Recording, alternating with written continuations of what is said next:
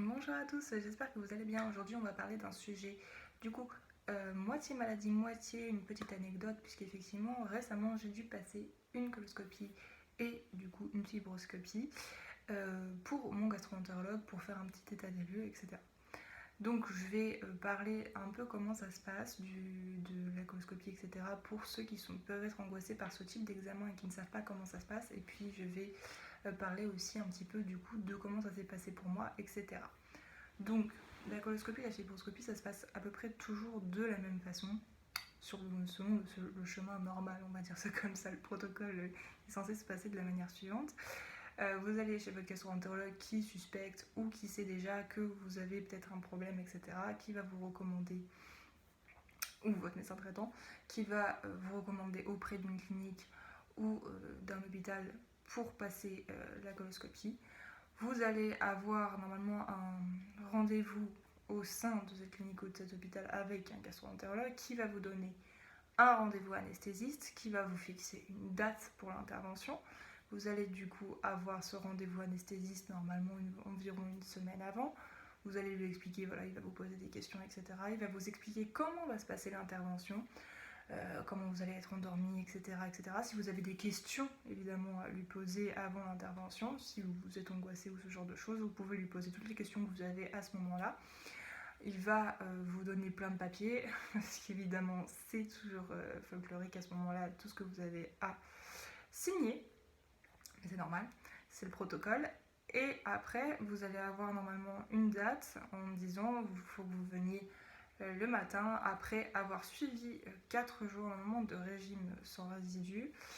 Ce qui fait que pendant 4 jours, vous n'avez pas le droit de manger de fruits, de légumes. Enfin bref, c'est assez radical. Vous avez à adapter votre régime alimentaire 4 jours avant.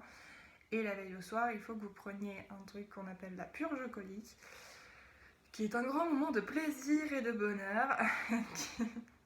Vous devez avaler 4 litres de produits en général, c'est pour ça que je dis en général, d'autres patients ont d'autres choses. Un produit qui est tout bonnement dégueulasse, hein, j'ai pas d'autres mots, je suis désolée de vous l'annoncer. Vous devez le prendre sur à des horaires précises pour que le lendemain matin, votre côlon soit entièrement nettoyé. Donc effectivement, ça en fait, c'est juste un produit qui va vous permettre d'aller aux toilettes toute la soirée pour que vos intestins et votre côlon soient nettoyés et pour que le gastro-entérologue puisse aller voir à l'intérieur ce qui se passe. Donc voilà, c'est en plus pour ceux qui ont des maladies inflammatoires et sont sensibles à ce moment-là. Voilà, je vais pas vous mentir que moi ça me fait mal à chaque fois, que je le vomis à chaque fois. Donc c'est un moment de pur bonheur et de pur plaisir. Mais bon, c'est pas grave. Une fois que du coup vous avez pris ça, le lendemain matin, vous devez être à jeun et vous devez vous rendre à l'hôpital. Donc voilà, on vous explique au moment de l'anesthésie qu'il faut que vous soyez pas maquillé, pas avec du vernis, enfin, etc., etc., que vous soyez propre, etc., pour que tout soit bien fait pour le moment de l'intervention.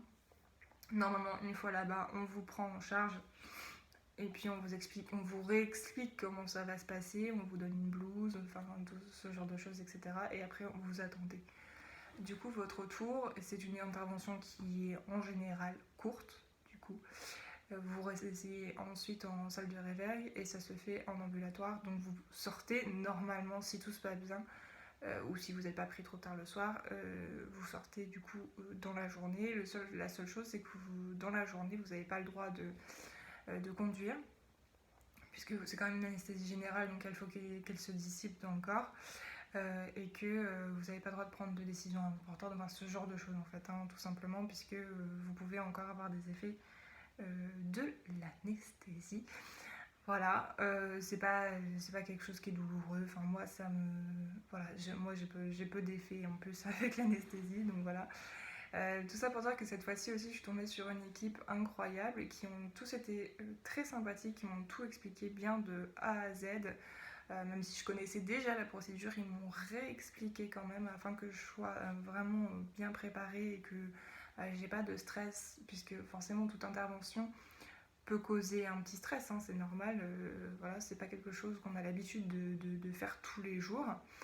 comme intervention. Je suis tombée sur un anesthésiste qui était très gentil, parce que j'avais déjà eu des problèmes d'anesthésie. Donc il m'a tout de suite rassurée, il a été très à l'écoute, etc.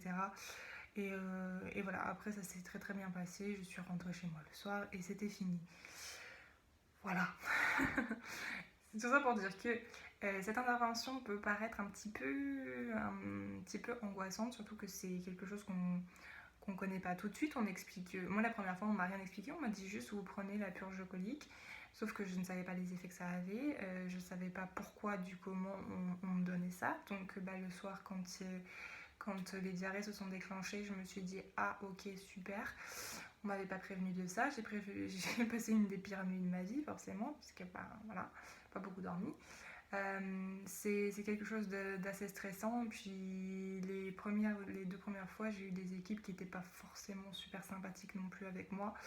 En plus, j'avais le stress forcément de la réponse, de savoir ce que j'avais, etc., etc. Normalement, d'ailleurs, le gastro-entérologue en général passe vous voir dans la journée pour vous faire un petit débrief en disant ce qu'il a trouvé ou non dans votre corps. Après, c'est pas à lui de vous donner un traitement, mais lui, il va vous dire en général ce qu'il a vu ou ce qu'il n'a pas vu.